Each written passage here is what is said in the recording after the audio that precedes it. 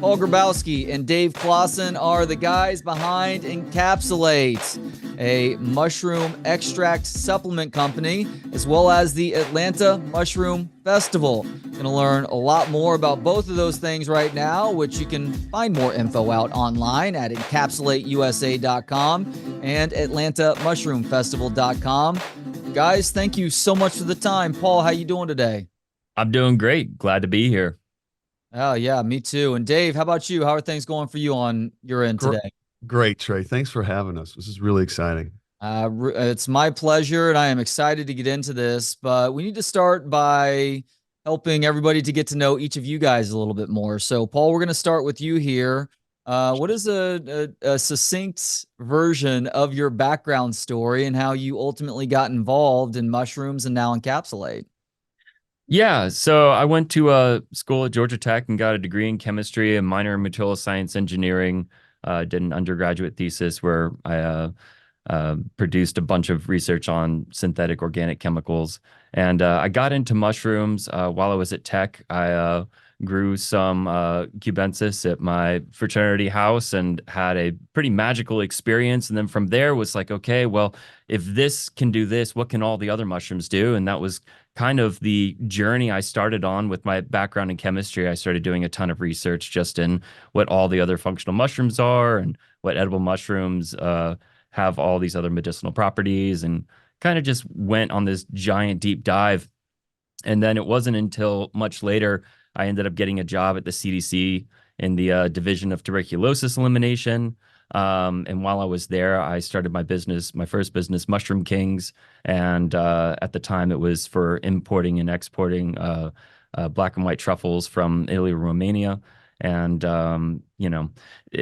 over time, it kind of evolved. And way, way, way later down the line, I met Dave back in, probably late 2013, and we had been friends for a long time. And Dave gave this amazing opportunity to start a supplement company.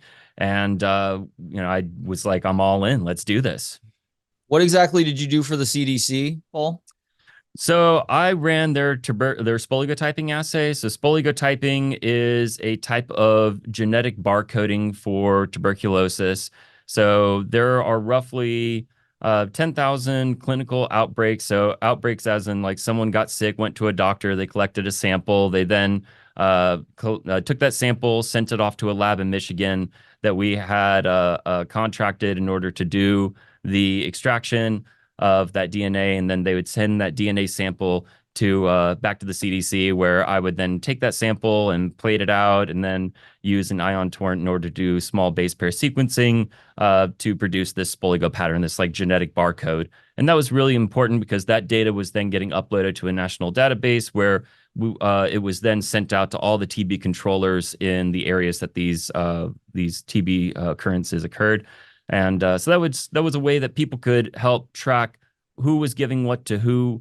So if in a room there was like 10 people with TB and 5 people had the same Spoligo pattern, there's a very high likelihood that those 5 people might have given it to each other. So it helped TB controllers to be able to do better epidemiology for tracking who and where and how tuberculosis was spreading in our country. Gotcha. Thank you for that. And you, Dave, how about you? How did you get to the point that you're at today? I guess stopping a little bit short of the initiation of Encapsulate. When I met Paul 10 years ago, I said, everybody needs a scientist. And I was right. Here, it was foreshadowing our friendship. I come from a totally different background. I grew up in Atlanta, originally started in Australia. My parents were both educators.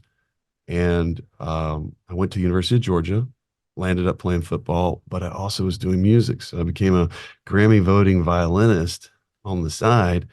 I had a 30 odd year career in music, was with a record label, launched a video that spawned the Cobra Kai series, Sweep the Leg from No More Kings. That was fun. Then I did BMI for a while, 12 years to be exact, working with songwriters, getting them seen, heard, and paid. And I've still played music on the side and been an entrepreneur the whole time. So when Paul and I met 10 years ago, I knew he was different. I knew he was somebody that I wanted to be friends with because every time I spoke with him, I learned so much. And I think that's what's exciting and what brings us here today with our products and, with the nonprofit and everything that you want to talk to us about. Sure. And Dave, Paul mentioned that he first became interested in mushrooms back in college. Not necessarily just the psychedelic type, but just what fungi mean and just how they operate. When did you Yeah. first become curious about mushrooms? Well, I am like probably a lot of viewers on this show. I was mycophobic. I had fear of mushrooms. I literally thought it was going to get me into trouble. So, being drug tested as a 4-year college athlete at the University of Georgia, I did not want to go near mushrooms. I did like them. And then Paul kept telling me over and over and over, hey, mushrooms could help you with your head, with your anxiety, with a whole bunch of issues, inflammation, most importantly. And, it wasn't until probably 8 years after, Yeah. maybe 6 years after you saying that to me, the first time that I dabbled. And, I started to lucky dip with psilocybin. And then we created this amazing product. Oh my gosh. I don't even know. It's almost 3 years ago we created this product, but I literally started using our own product. And that's when everything really changed for me. So let's talk about the genesis of this project because it actually started as an email newsletter to try and inform those that you knew about the medicinal qualities of perfectly legal mushrooms that maybe not at every grocery store, but can be bought at specialty grocery stores. So I'll let you guys decide who would be the best person to maybe start the initiation of what would eventually become Encapsulate. So, how did this idea all really begin?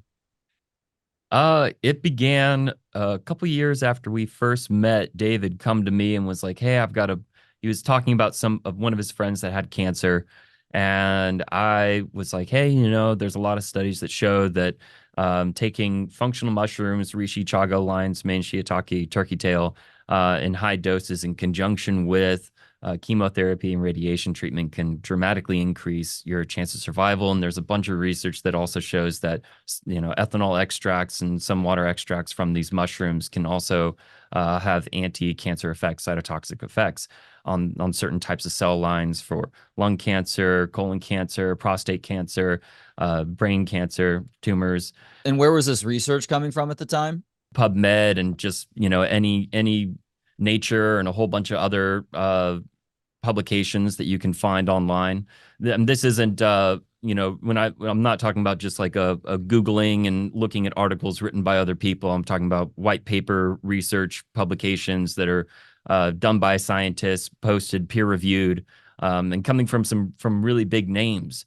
And so I kind of put an email together with that, including Paul Stamets' TED Talk about his mother and helping her with her stage 4 breast cancer using turkey tail mushrooms that he was growing, and gave that email to Dave. And ever since, Dave passed it around for years and years and years. And I'll let you take over from there. During COVID, I got a call from a friend of mine in Sanibel Island, Florida. And he said, hey, Dave, let's go out for dinner.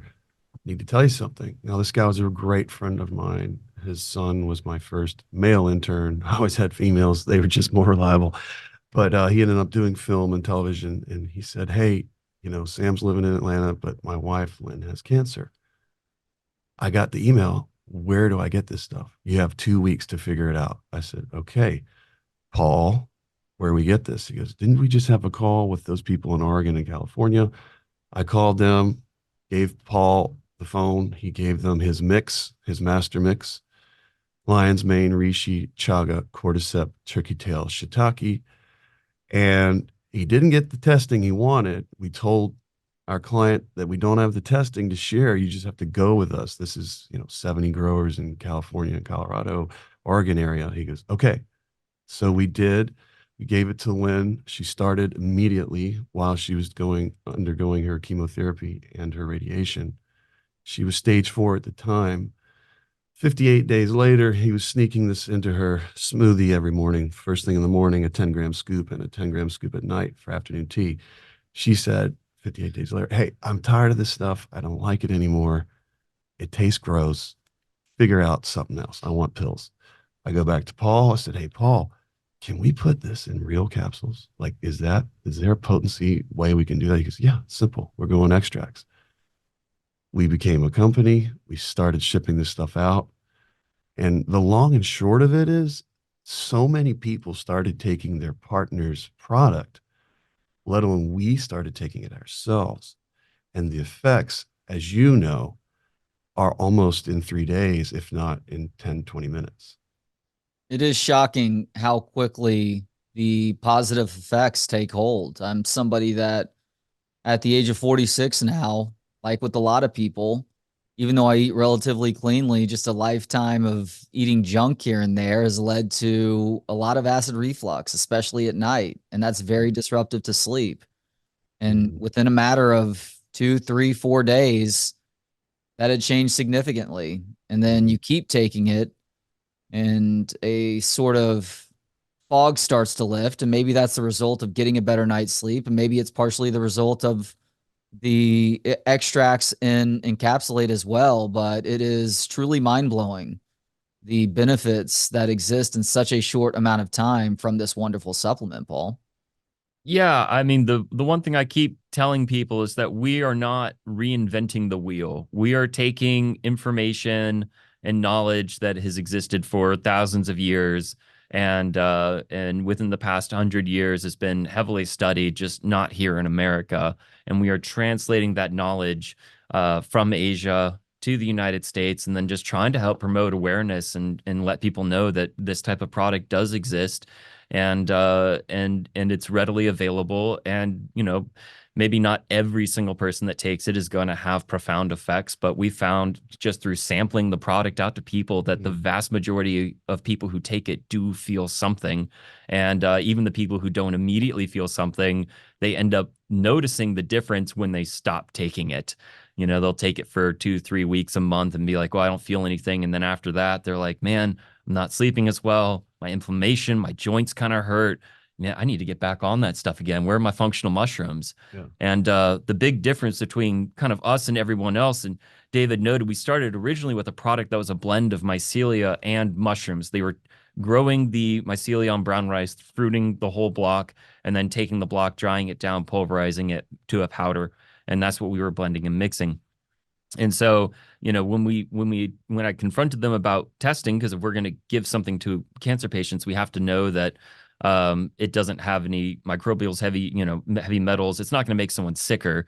And they were unwilling to share that. So we're like, okay, well, this works out better for us anyway, because we know that also chitin, which is the main constituent in the cell walls of the mushroom, can cause, indigestion, upset stomach for certain people. Some people are just allergic to it because their bodies don't know how to break it down. And that's where, moving towards extract, you get none of that, and then way more of the medicinal benefits, because it's just so much more concentrated. You can get a lot more in a much smaller volume, and that was the direction we decided to go, and we haven't looked back since. We really haven't. And, when we talk to people like co-packers and all these people that, love the product, want to go big, who see Walmart, they don't really see what we're trying to do, which is, hey, this is an 8-to-1 extract mostly. Our new line will include 1-to-1s and a whole bunch of individuals, but this is really potent stuff. And it's designed to help reduce the inflammation, give you that serotonin reuptake experience, get you out the door, walking your dog, feeling great, but all day. So you don't have to take a nap. Yeah, And I think it helps a lot of people throughout their daily use, just getting through a day. let's talk specifically about the functionality of some of the mushrooms that help to create Encapsulate. And I'm going on the website now, and I can't see a couple of these, but there's Reishi, lion's mane, Cordyceps, Chaga, and what are the other two mushrooms, Paul, that are a Yeah. part of this blend? Shiitake and turkey tail. Shiitake and turkey tail. So let's go Yep. down each of those and just talk a little bit about uh, what positive health benefits each of these can have, starting with reishi mushrooms. Sure. Reishi has triterpenes and ganodermic acid, which are really been shown to have some effects against cancer. They have antimicrobial properties. What's great about Reishi is that we've noticed that a lot of people who take it, and there's some minor studies on this, that it can help with regulating blood sugar, helping lower bad cholesterol, helping also with regulating blood pressure. So, Reishi also, anecdotally, some people say it has a very calming effect. So taking it during the day can help with anxiety. Taking it before night can, for some people can help them get slightly better rest. Reishi is a mushroom that has been revered for thousands of years. In China, it was the emperor's mushroom. It was reserved exclusively for the elite, and people who were found foraging that mushroom on the emperor's land were killed for essentially stealing it from nobility. So, it's something that's been around for a long time and people have touted the benefits of, but there's just not a lot of research that has been done here, in America on this. How about lion's mane? Yeah, lion's mane has erinacines and a whole bunch of other compounds that that have been, not necessarily those compounds, but the mushroom as a whole has been shown to promote nerve growth factor. Nerve growth factor is responsible for the production of myelin around your neurons. So myelin is like the plastic coating on a copper wire. So if you think of your neurons as the copper that's sending the signals, the myelin is that plastic coating on that copper that helps to make sure that that it doesn't get grounded along the way and that those signals don't get shorted. So, having that myelin is really important as far as aging goes, because as the older you get, the more that myelin gets worn down over time through oxidative stress and damage. So having something that helps to promote that can improve cognitive enhancement and benefits, and it can just help you age better and feel more yourself. How about cordyceps? Cordyceps have cordycepins, and cordycepin is a compound that mimics ATP, which is your body's energy molecule. So by taking cordyceps and having all that cordycepin floating around in your body, it can improve your energy because it mimics energy. And so it helps your mitochondria stimulate more ATP. It helps your body feel more energized. A lot of, it was originally found in the Himalayas, so people would take it natively for the purpose of altitude sickness and adjusting to the low oxygen environment of being in the mountains. So if you look at it for that benefit, and then you're taking it at ground level in high doses, it can just dramatically improve the oxygenation of your blood and the overall energy that you have and you feel. And people have also taken it as a natural aphrodisiac. So, improving blood flow and circulation, that's a part of the benefit, I guess. And what's important to know about chaga? Chaga has a ton of antioxidants. When you look at chaga, it's black, and when you crack it open, the sclerotia is usually a deep orange to reddish color, and all that color are just really, really powerful antioxidants that zap free radicals and can help clean up your liver and take better care of your blood. And it also it has some anti-cancer effects. And in ancient times in Russia, they revered chaga as a anti-tumor. So if someone had, some sort of weird growths around their body, they would go and take chaga, crush it up, make it into a tea, and drink that as a part of their treatment regimen.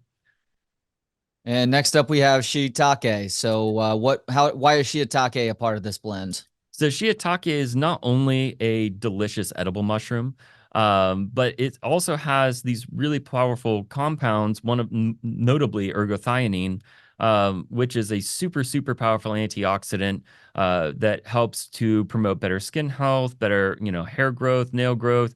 It's also really great for just taking care of your blood, your liver, your body. I've also found that shiitake helps with digestion and other things. So, shiitake is a part of it because of this antioxidant blend. The more variety that you have, you treat a broader spectrum of things that might be ailing somebody. So instead of just in the pharmaceutical industry, they give a single drug that is just one thing. And that's great for only tackling one type of problem. But having a spectrum allows you to treat, or allows you to maybe not necessarily treat, but allows you to try and help boost the benefits from a wider spectrum of issues that you may be having. That's right. And finally, we have turkey tail. What do you love about turkey tail? Yeah, so turkey tail is a pretty interesting mushroom. As far as back in 1970, Japan started doing research on the water extracts of this mushroom, and following that, China started doing the same thing in 1971, producing PSK and PSA, which is respectively, the main polysaccharide that they were extracting from the mushrooms that were regionally grown in those areas.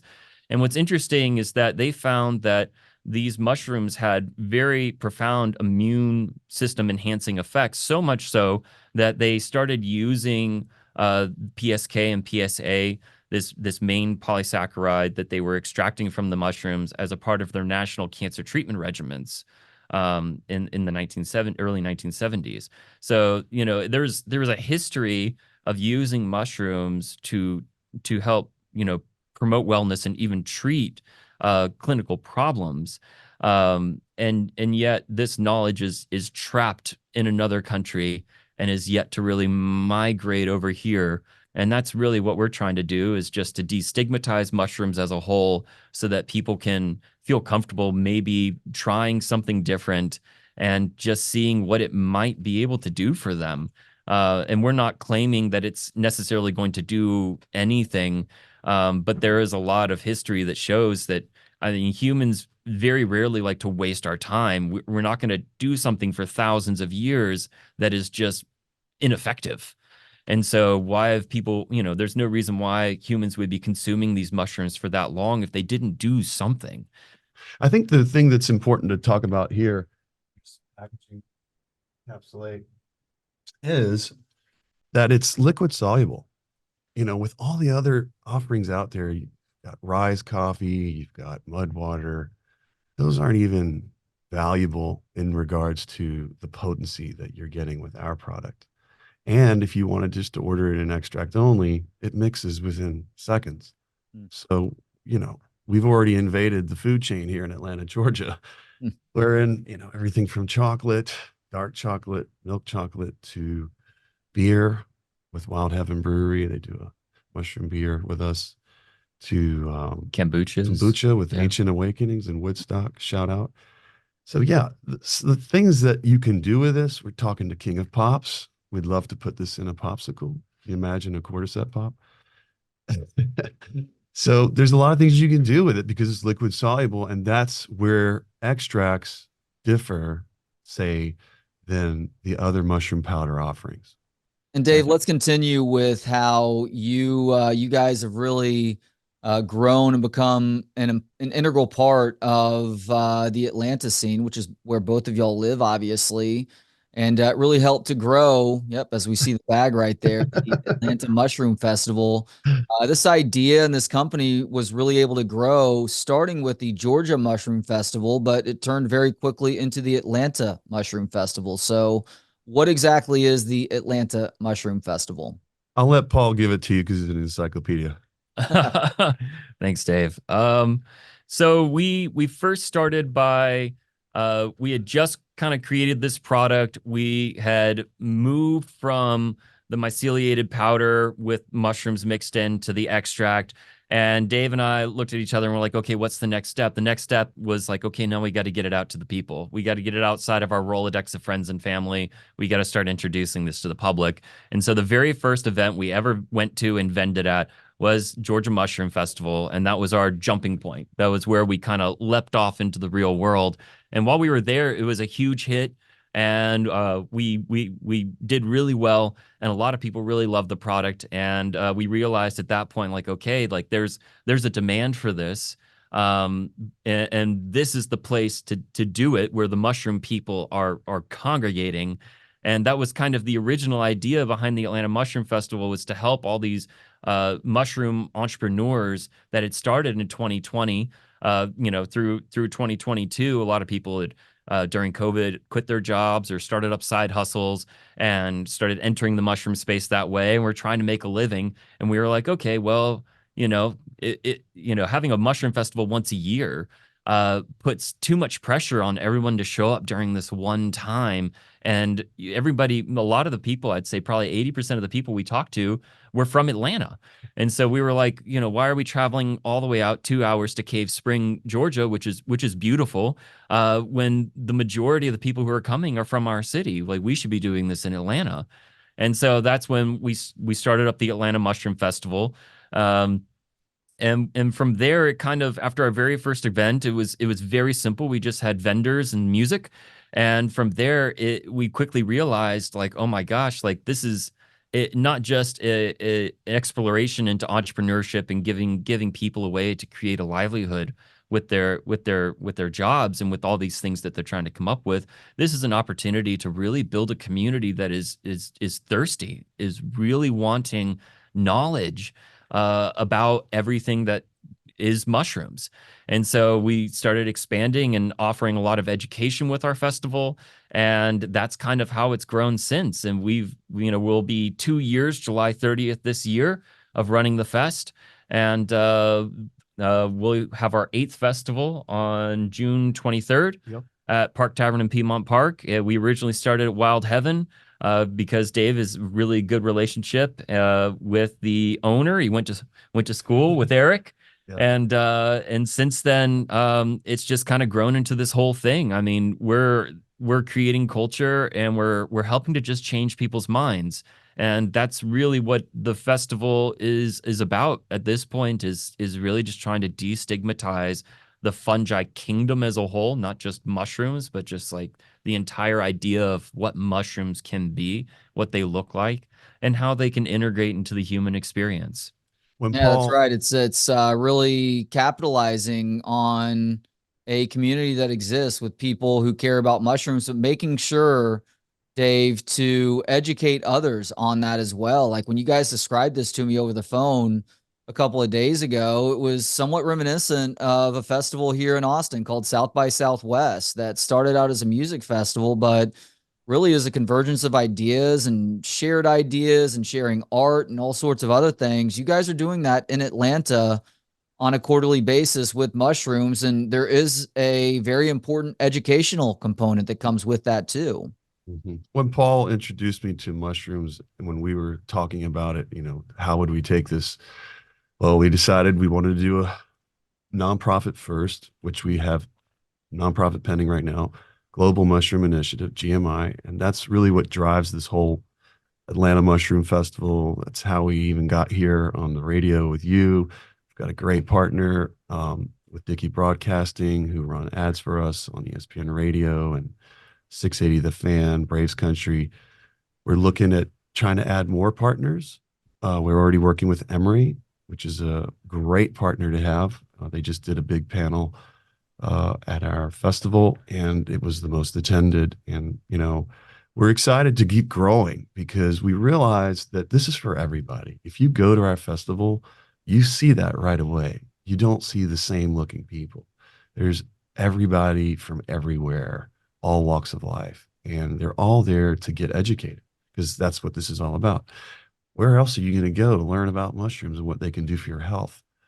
A mushroom festival. And we're located right in Atlanta's Central Park, Piedmont Park. So it's accessible to all. And we recommend that people keep coming and checking us out, because we're dog and kid friendly. You can spend all day with us, and you'll probably be able to learn and meet new people all at the same time. In a post-COVID world, that's something that's hard to come by. For people who want to stay in the know on the Atlanta Mushroom Festival, is there a social media site or handle or website that they should know about? Absolutely. Thanks for asking. AtlantaMushroomFestival.com is our website. And then we're on the Instagram, Atlanta Mushroom Festival, Twitter, ATL Mushroom Festival. And I think we're also on Facebook, Atlanta Mushroom Festival. Yeah. Excellent. Yeah, all those places. All right. So you did just mention Emory, and that's the next important point for us to cover here, Paul, because the Emory's Science on Spirituality program has been instrumental in the Atlanta Mushroom Festival and you guys' ability to really inform and educate the public on what's going on here. So, what exactly is Emory's science on spirituality?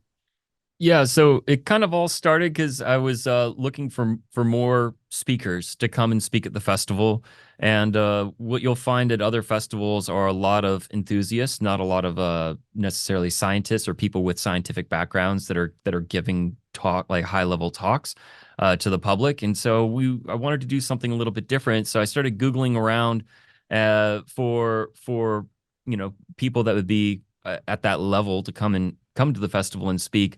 And that's when I had found the Emory Center for Psychedelics and Spirituality, and I reached out to them, and they came back and were like, "Yeah, this sounds like a great public outreach. Like, how do we get involved?" And it kind of was just a perfect match from there. And while the festival isn't necessarily about psychedelics and spirituality, that is an integral part of the fungi kingdom as a whole, right? With psychedelic mushrooms and the way that they affect the body and the mind and the connection between the two, and also the connection outside of ourselves to something greater.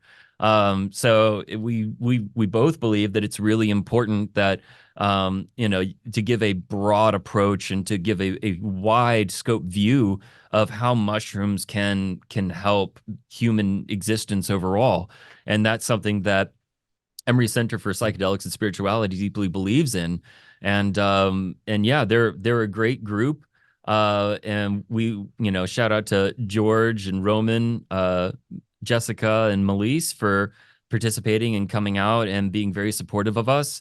And basically what they are doing, and I think that they'll agree with my synopsis, or at least I hope they do, is that they are trying to define spirituality. And they realize that psychedelics are a way to help promote spiritual wellness. And so inevitably, the steps that they're trying to undergo is define what spirituality is from a scientific and clinical perspective, to show that spirituality has importance in someone's wellness, and that's with healthy individuals and with people who are at end of life, so people with like terminal illnesses, and then to find modalities to help improve their spiritual wellness. And either that is through some sort of therapy, or that is through psychedelics, or that is through MDMA therapy.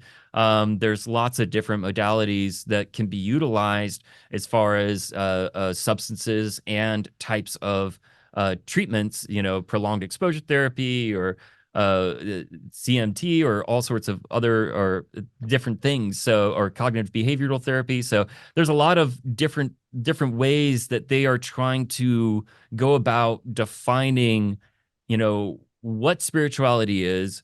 How does it make a difference? And if it does make a difference, how to modulate that and improve it amongst people in a way that there is clinical data that shows that it's important and it's relevant. And that's important, by the way, not just for our own knowledge, but it's important for the idea that at some point insurance companies might be able to help to cover psychedelic assisted therapy too, correct? Yeah, and that's a big part of what they're trying to do, is that if you ever want to have insurance to be able to cover something, for people to be able to get treatments, or at least for the government not to go and crack down on churches or other types of facilitators that are offering this service, you have to be able to define it. You have to be able to show the benefits of it in a way that is statistically meaningful.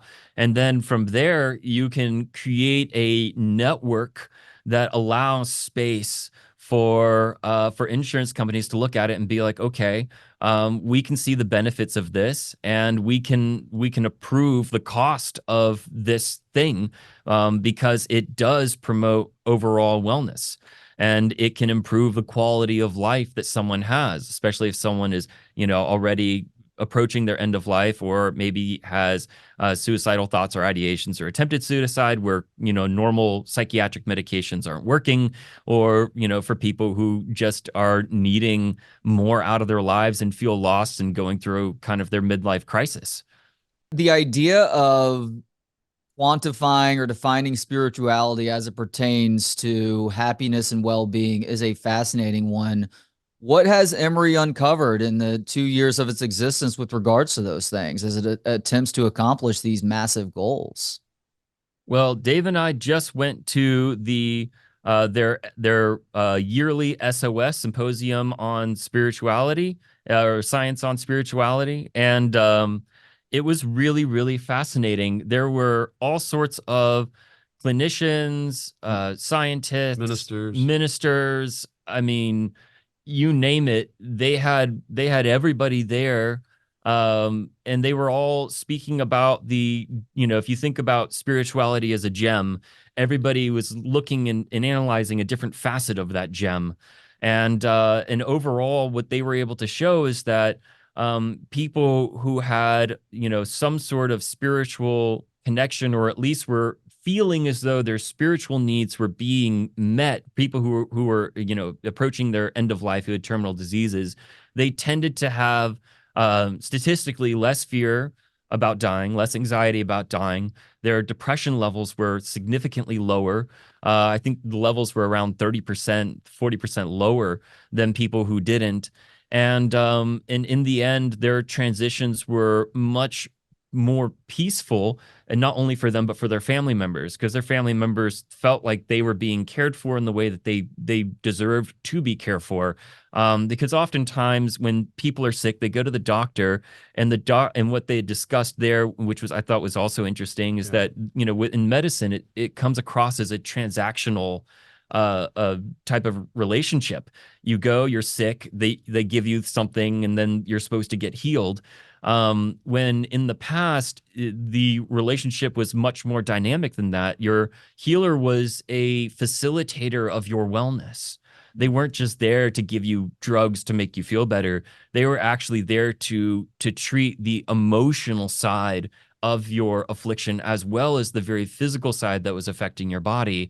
And that has evolved. We've evolved away from that over time. And what they're arguing for is that by defining spirituality and by showing that improving it, can dramatically improve outpatient, clinical, the patient's results, that it has a lot of importance, and that we should go back towards this model of seeing a sick person just not as like a car that needs a new alternator or needs a tune-up, but more as like the system as a whole, where this is a person that needs to have their emotional, their spiritual, and their physical needs met in order to ensure that they have the greatest amount of outcome. In even if they're approaching end of life, the outcome would be that they're leaving on a better foot than just being afraid and feeling alone. Bedside manner is so important. That's why hospitals are such an ironic concept to me, right? They're these totally sterile places, and they need to be sterile because of the potential for disease, but they are just these lifeless places that sadly far too often people just go to die. And even when you're talking about just a general checkup, my wife is a family nurse practitioner, and she and I talk all the time about how sometimes she just needs to be somebody to sit there and listen to someone vent about their problems for a little bit. And perhaps there is a medical intervention that comes along with that, but she understood a long time ago that that is a big part of the job.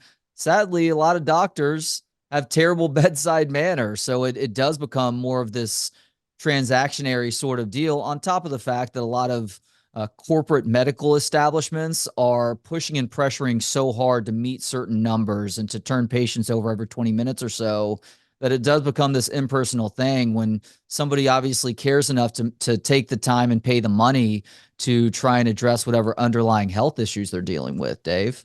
That first slide is still stuck in my head. I think I shared it with you. It was the lack of empathy and the void of compassion in the medical space. Yeah.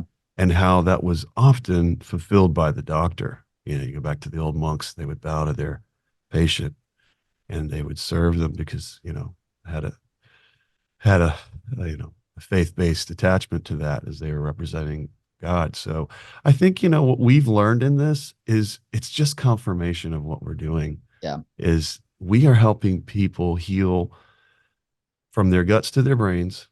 And we're a part of a larger movement, which is taking place. And we are excited to be in Atlanta, you know, this amazing city with all these wonderful educators and education centers. So we're beyond excited to continue to do this and have partners that are aware of what we're doing and want to continue these dialogues.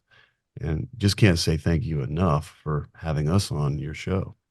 Oh, of course. And I wanted to touch on, or I wanted to get back to something that I believe was touched on earlier. Paul, you guys do insist on third-party testing for Mhm. Encapsulate, which Yeah. is important. I think a fair number of people probably understand as to why, but for those who maybe don't understand the concept of third-party testing, why is that so important for you guys in making sure that you're doing this thing right too? Sure. So in order to understand that, you have to kind of understand what mushrooms do. And so mushrooms break down complex polymers such as cellulose into simpler bits and pieces so that the bacteria in the soil and the trees can reuptake those nutrients. And so what mushrooms are is they are the great decomposers of our environment. They take things, they attach themselves to it, they break it down to nice small pieces so that everything else around it can flourish. And so if you think about mushrooms like that, then it's easy to understand that when you're working with mushrooms, if your starting material that you're growing the mushrooms on is heavily contaminated with something, let's say for heavy metals, right?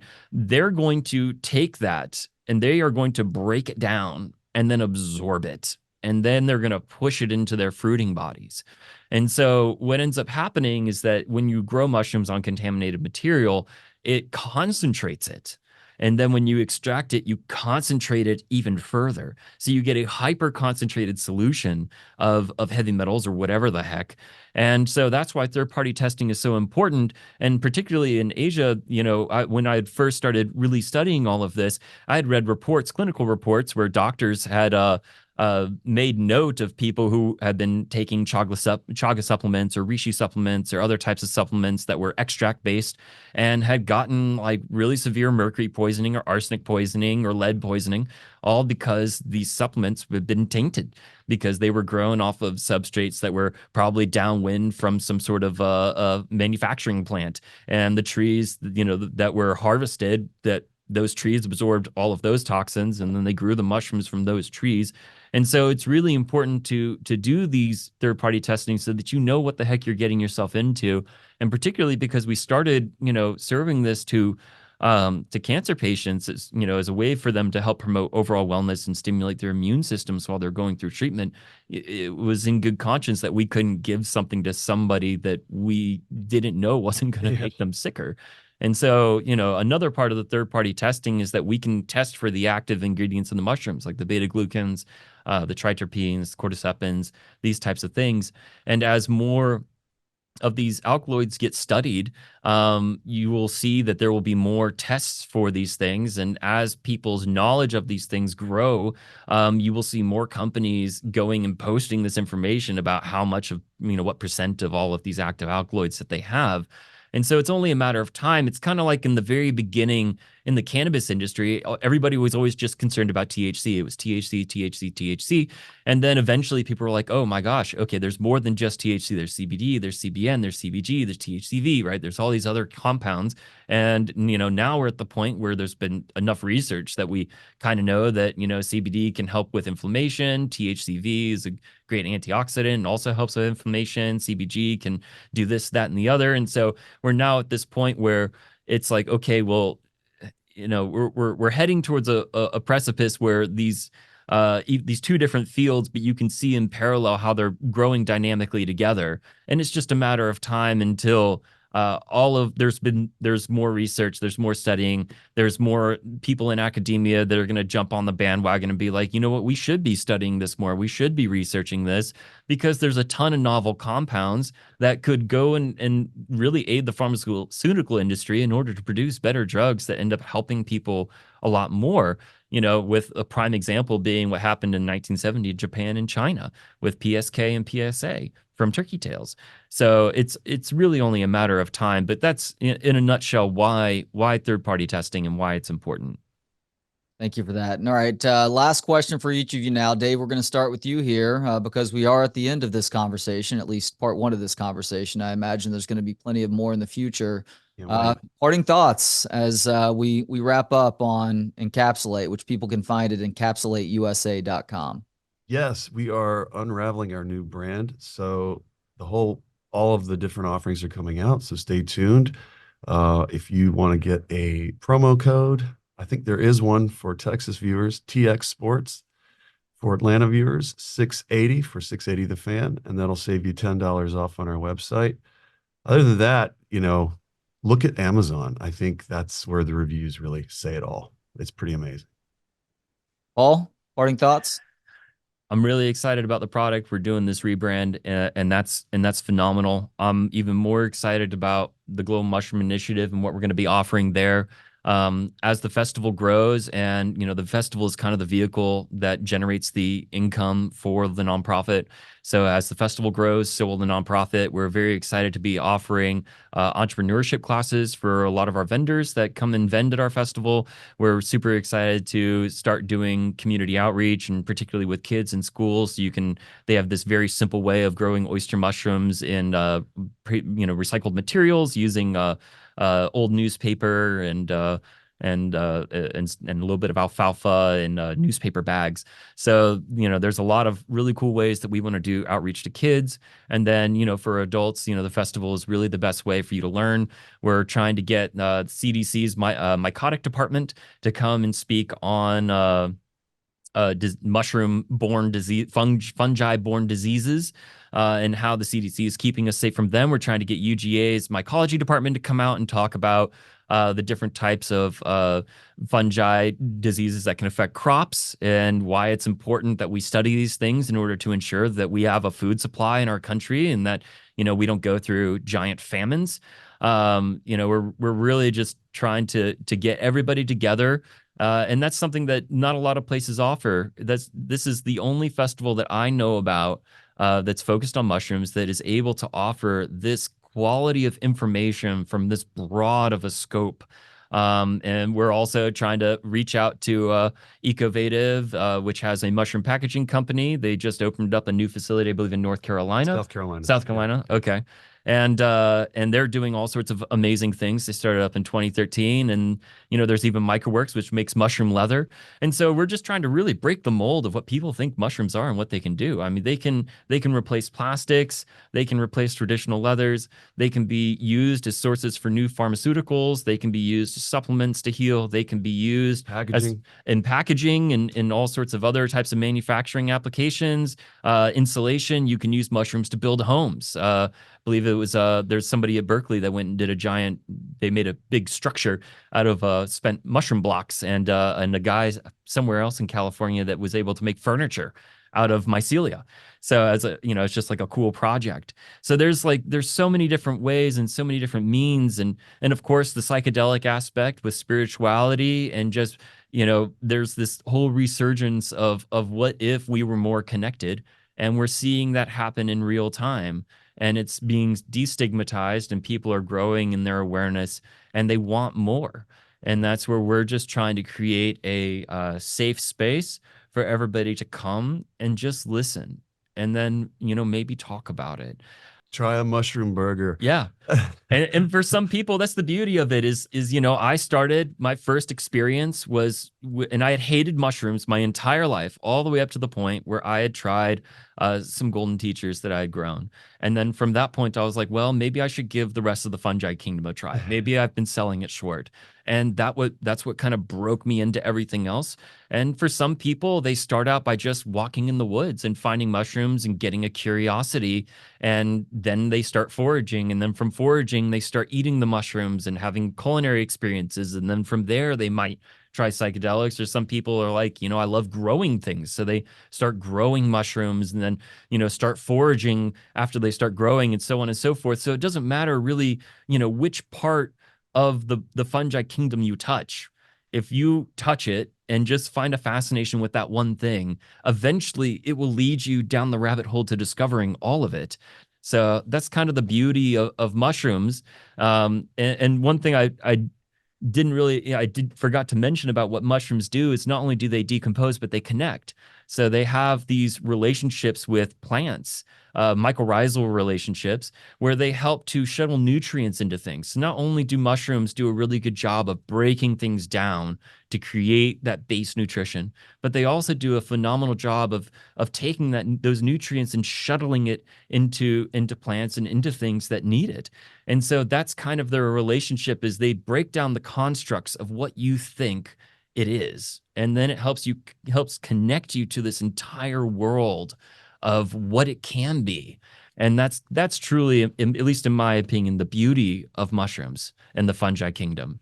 Well said there. They are Paul Grzybowski and Dave Claassen, the guys behind Encapsulate and the Atlanta Mushroom Festival. Go to atlantamushroomfestival.com and encapsulateusa.com. And I am not being histrionic when I tell you that anecdotally for me and several other people I know, taking this supplement either once a day or a couple of times a day has done wonders in helping me out personally, health-wise, helping with my acid reflux, helping with mental clarity, helping with sleep as well. And there's a good chance that it might be able to help you out as well. Go to encapsulateusa.com to find out more and to get that order out the door to you guys. Thank you so much for the time today. Thanks, and thank Trey. you Thank so you. much for your efforts in informing and helping the general public through mushrooms. This is great. And if you want to watch our next festival, you can live stream on our YouTube page or just go to atlantamushroomfestival.com and you can watch it live. Yeah, that's one thing that we forgot to note, is that we do live stream all of our content, and then we break it up into videos. So even if you aren't at the festival, if you want to continue to learn from the festival, all that information is available on YouTube for free for your viewing pleasure. We would love if you would join us either in spirit through the live stream or at least be interested in learning more. It's all there for you. Perfect. Thank you so much, guys. Thanks, Trey. Much Appreciate love. you, man. Thanks to Gentleman Jesus for the intro and outro music. Hear more of his work at gentlemanjesus.com. And thanks to you for hanging out. For more of the show and to connect on social media, visit booksonpod.com. Talk to you next time on Books on Pod.